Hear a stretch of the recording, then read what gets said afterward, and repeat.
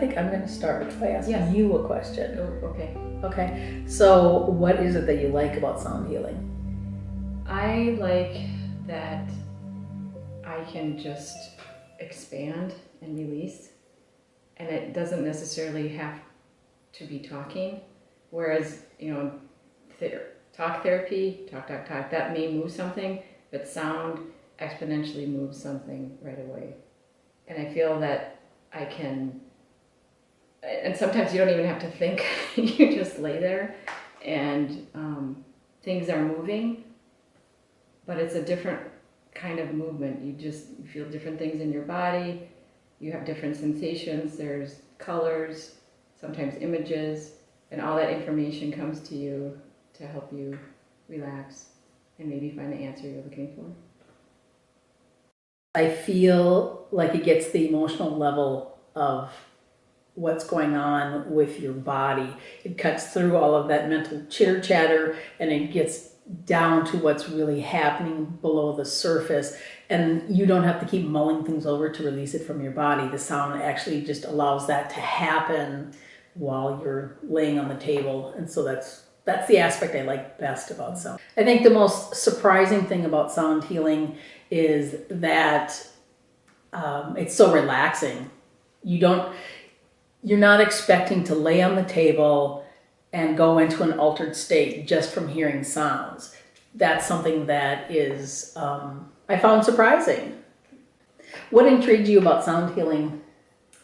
I just intuitively responded to it. And I know when I went, Kay Grace is who I went to an introductory class. As soon as she did the different modalities, my body responded to everything. So I knew that this is exactly what I needed for me. And I knew it was releasing. And just like if you go to a massage therapist and they push something on your, a certain muscle and it releases emotion, or acupuncture was like that sound would release an emotion for me. And it was just very powerful, very, I'd never felt so expanded as when I heard a crystal bowl and felt everything, like my whole body was in humming, all in balance, all at the same time. And I thought, well, if I can do that with this, what else can you do? So that's one of the... I think that's interesting because for me, my draw to sound healing was different. My first response to it was, oh, if it can do this, what else can it do? I was really interested in, coming from a feng shui background, I understood that everything is energy, and so moving into sound healing made me think about the other implications of that, how you're not working necessarily with an external space, you're working with the internal space of your body and the internal space of your mind, and then what else can come out of that because of working with sound. I found that really intriguing and finding myself wanting to know what tools were effective for what things and what has been done around it. The first time I held a Tibetan singing bowl over the woman on the table. And in doing that, I felt like I cracked open my purpose in life. It was very emotional for me. It was very, it was just profound for me that I had not realized that it was that act of doing that, holding that singing bowl over the person, getting ready to strike it, that had brought the most sort of awakened moment of my life so far.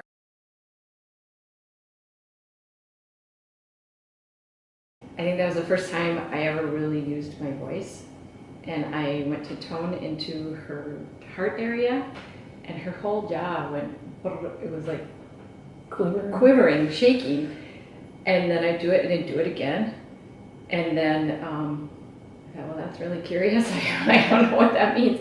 And then what she'd done, she said, did you see how my jaw was moving when you were toning? And then that was to me concrete example of what the power of the voice to move through your body and actually move your jaw without you doing anything. I mean, that the power of that frequency to go through you and move things.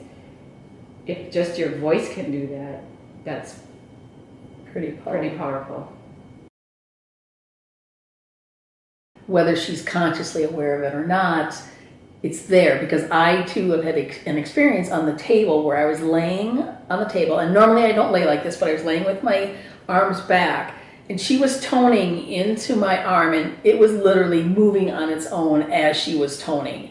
And I remember in my mind going, what am I having, am I being possessed? I mean, it was so crazy good, because it was not something that I could control or was controlling, but she was doing it just by doing that frequency in her voice at that moment.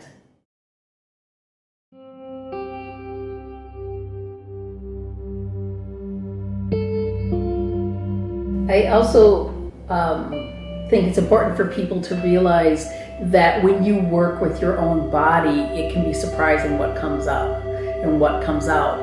Because when I've done sound healing sessions on myself, I've literally been surprised that I can bring myself to tears, not expecting that. So I would just tone a sound and somehow just knew, keep working with it. And all of a sudden I'd be bringing myself to tears going, where did this come from? How did this happen?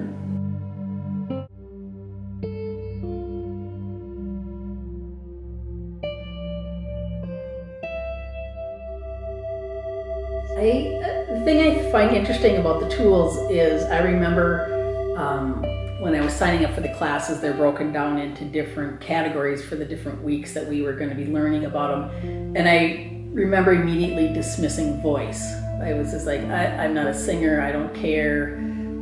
That's going to be boring, but I'll sit through it because it's part of the program, type of thing. And really liking the idea of the drum, the rattle, the real earth-based sounds. But then as we went through the program, I thought it was interesting because then I found myself really drawn to the tuning forks. I think those are pretty interesting tools because the drums are considered these big earth things, but the tuning forks really hone in on what sound can do. So they really bring it down. So I thought, that you could use those then on acupuncture points, couldn't you, and that type of thing. So those ideas are triggering. But as now, having spent a couple of years working with sound, what I know for sure is that my voice is the most powerful tool. That's the piece that I can really move things. And I find myself using my voice now with my bowls, my voice with the drum, with the rattles. It's a combination of those two things. And I think because my voice is so personal and you can really feel my intention behind it, that it's really so strong and so I guess in a lot of ways vivid for people when I do that. So I found that fascinating that some of the tools you think you're going to use, you don't use as much as the ones that, it's kind of like what you resist most is probably the thing you're going to use the most.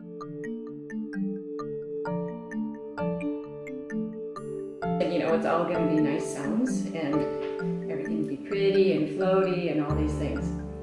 And my experience has been that with the bowls and with voice, that dissonance helps to break things up.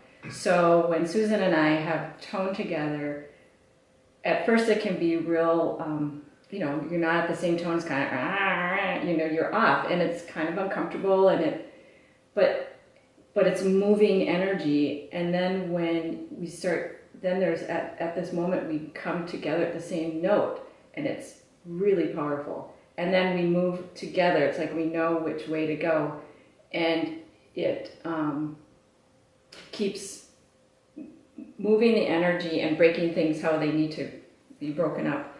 And I just think dissonance is underrated.